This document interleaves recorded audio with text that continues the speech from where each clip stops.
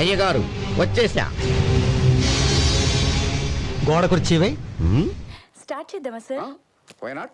రాజకీయాలు అంటే ఆవేశపడ్డం కాదు. ఓరు బాబోయ్, పొద్దున ఈ దరిద్ర ఫేస్ చూశాను.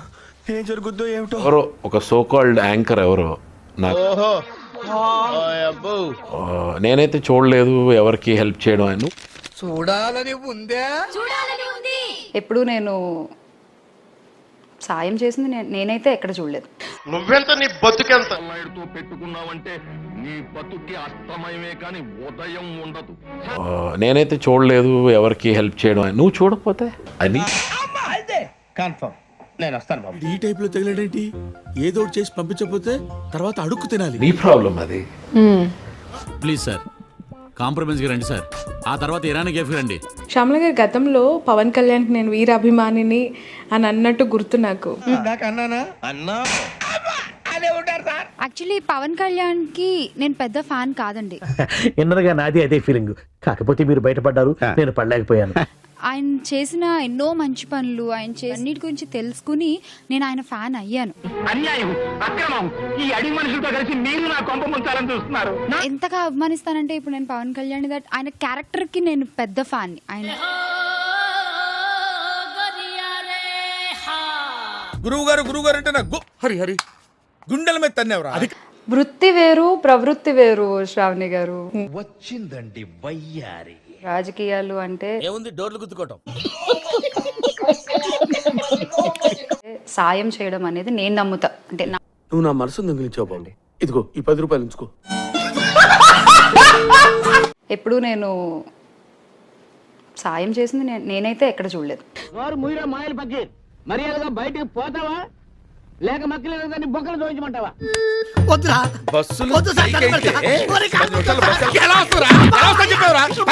శ్యామల గారితో మాట్లాడదాం. నాతో పాటు ఉన్నారు యాంకర్ శ్యామల.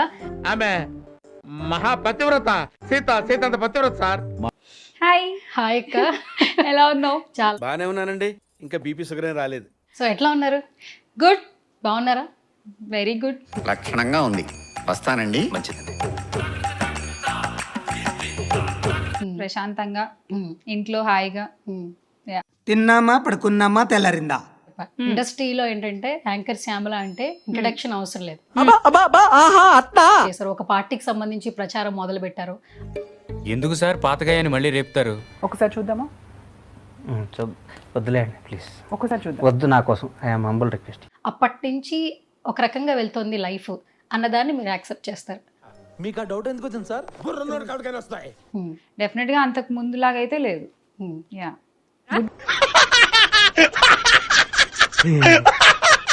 బెదిరింపు కాల్స్ వస్తున్నాయి, అటాక్స్ జరుగుతున్నాయి. నా మీద ఇలాంటి స్కీములు పెట్టకండి రా.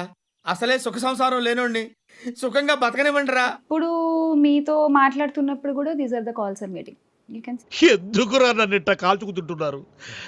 మీరు కదరా నన్ను కాల్చుకుతుంటోంది. ఇది ఏదైనా స్టార్టింగ్ లో ఉన్నంత నొప్పి పోతూ పోతుంటూ ఉండదు కదా. అంటే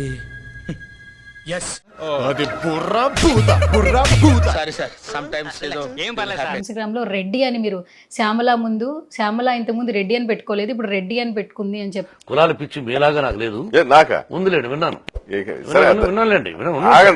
జగన్ గారు చెప్తున్నారు వై నాట్ 171 అని చెప్పి. 175 తీసుకుని కొడితే ముఖం పగిలిపోతా పాట.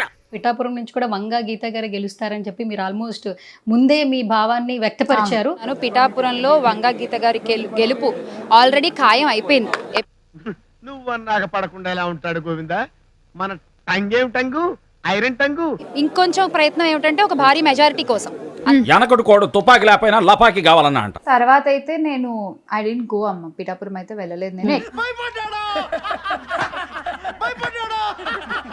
అంతా వాళ్ళు మేము జగనన్న వైపే అని చెప్పారు.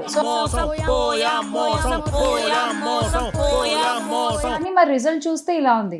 ఏం జరిగింది అన్నది దేవుడికి తెలియాలి. ఆ కాన్ఫిడెన్స్ తోనే ఆ రోజు నేను మాట్లాడడం జరిగింది అక్కడ. ఎస్, ఖచ్చితంగా గీత గారు గెలవబోతున్నారు అని చెప్పి. అంటే చెప్పరా నీ వల్లనే అంతే. సో కర్ణుడి చావుకి 100 కారణాలు అన్నట్టు. అంటే ఏమిటి? ఏమంటే ఆరాలు తీయకూడదు వినూరుకోవాలి. ఇంకా నువ్వు సర్దుకోవడమేనమ్మా. ఆల్రెడీ నువ్వు ప్యాకేజ్ తీసుకుని వచ్చావు, బాగా సెటిల్ అయిపోయి ఉంటావని. కష్టపడందే ఏది రాదు, కష్టపడకుండా వచ్చింది ఎన్నటికీ నిలవదు.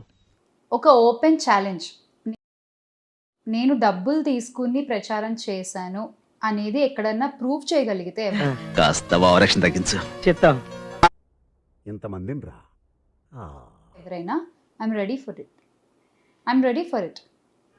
మీ ఊళ్ళో తెలివితేటలు ఇక్కడ వాడకు. అక్క మీకేంటి వైసీపీ పార్టీ మీద ఉన్నటువంటి అభిమానమా, అలాంటి ఉద్దేశంతో చేశారా? రాజశేఖర్ రెడ్డి గారు అంటే చాలా ఇష్టం. నీకు నాకు అయిపోయింది ఇప్పటి వరకు సంక్షేమాలని ప్రవేశపెట్టినటువంటి ప్రభుత్వం ఏదీ లేదు ఇంతగా. అటనా నాకు తెలియదే.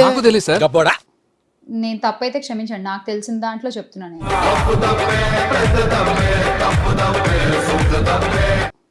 నేను తప్పైతే క్షమించండి, నాకు తెలిసిన దాంట్లో చెప్తున్నాను నేను. ట్రోలింగ్ అనేది ఇంకా అసలు ఎవరు కూడా ఏమీ మాట్లాడలేని ఒక టాపిక్ కదా అసలు. ఇదంతా మా మధ్యన ఎంటర్టైన్మెంట్ అండి. ఎవరి ఇష్టం వాళ్ళది, ఎవరి ఒపీనియన్ ని వాళ్ళు ఎలా అయినా సరే వ్యక్తపరచొచ్చు, వ్యక్తపరుస్తున్నారు. నాకు చాలా గర్వంగా ఉందమ్మా. రామ్మా.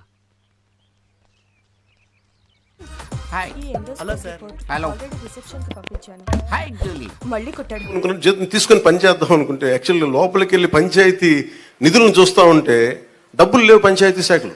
మొత్తం లాగేశారు కదా, ఏమీ లేదు అక్కడ. ఎన్ని వేల కోట్ల అప్పులు ఉన్నాయో తెలియట్లా. ఇంట్రెస్ట్ పోయింది, ఎందుకంటే ప్రతి దశలోనూ పెంట చేస్తుంటే నాకు ఇంట్రెస్ట్ లేదు. వెనక డోర్లోంచి వచ్చాము, ఆ డోర్లోంచి వచ్చే కూడా జగన్ మావయ్య అని ఏడుపులో. అందరికి గాంధీ తాత లేక నువ్వు కూడా అందరికి పెద్దనా అయిపోయినావా? 19 నుంచి 2024 దాకా మీరు ఏం అభివృద్ధి చేశారు రాష్ట్రంలో అని అడుగుతారు. మేము ఏం చేసామని చెప్పాలా? మనోడు అనుకున్నారు పకోడు వీడు. ఏమిటది? గుడుంబ మూవీస్ వారి గుడి వెనక నాసాలు. వైసీపీ ఎంపీ విజయసాయిరెడ్డి నిర్వాకంతో తన భార్య గర్భం దాల్చిందంటూ ఈ కాసేపట్లోనే ఈ నిజం బయటకు వెళ్ళిందిరా. నిజం నిప్పు లాంటిది, పొగ పక్కింటికి వెళ్ళింది, ఆర్పడానికి వచ్చారు. మదన్ మోహన్ అనే వ్యక్తి దేవాదాయ శాఖ కమిషనర్ సత్యనారాయణకు ఫిర్యాదు చేయడం. నీ దగ్గర చాలా శాఖలున్నాయి రోయ్, దొరికేవు. ఏ ప్రభుత్వం అధికారంలో ఉన్నా, ఏ కూటమి అధికారంలో ఉన్నా, మేము ప్రతిపక్షంలో ఉన్నా భయపడే ప్రసక్తి లేదు. ఇదే ఆగం, ఇట్లా కొంత ఆగం. మళ్ళీ తిరిగి వైఎస్ఆర్ కాంగ్రెస్ పార్టీ 5 సంవత్సరాల కాలంలో మళ్ళీ అధికారంలోకి వస్తుంది. మధ్యంతర ఎన్నికలు గాని వస్తే మళ్ళీ కూడా అధికారంలోకి వస్తుంది. నీకు తెలియదు మనలేదు, నీకు తెలియదా బాబు? 98% ఖాళీ చేస్తాను, నీకు తెలియదు. ఒక ట్రైబ్ అమ్మాయి నేను ఉద్యోగం చేయకూడదా? నేను మంచి బట్టలు వేసుకోకూడదా? తెలీదు. నేను ఎన్నడూ ఒక సర్పంచ్ని కూడా చూడలేదు, నేను పుట్టి పెరిగినప్పటి నుంచి. ఏంటి బాబా అన్న ఇంకోసారి? తెలీదు. నేను ఎన్నడూ ఒక సర్పంచ్ని కూడా చూడలేదు, నేను పుట్టి పెరిగినప్పటి నుంచి. నేను మరీ అంత ఎదవలా కనపడుతున్నారా? ఒక్కసారిగా ఒక ఎంపీ గారు నాకు పరిచయం అయ్యేసరికి అబ్బా ఇలా ఉంటుంది. ఎందుకు ఎదవని నమ్ముకుంటావు? బుద్ధికెళ్ళి సంసారం చేసుకో. ఎవరితో అండి? ఎవరితో ఏంటి? మీ ఆయనతో, నాతో కానీ చేస్తావండి. నా వయసు ఇప్పుడు 35 ఏళ్ళు, ఆయన వయసు 68 ఏళ్ళు. తప్పే ఉందే, వయసులో ఉన్న వాళ్ళు చేసే పనే కైతే. అంటే ఏ ఆఫీసరు ఏ ఎమ్మెల్యేతో మాట్లాడద్దా, ఏ మినిస్టర్ తో మాట్లాడద్దా? చూస్తున్నారా నిద్ర ఎలా వస్తుంది? ఒక్క ఛాన్స్, ఒకే ఒక్క ఛాన్స్.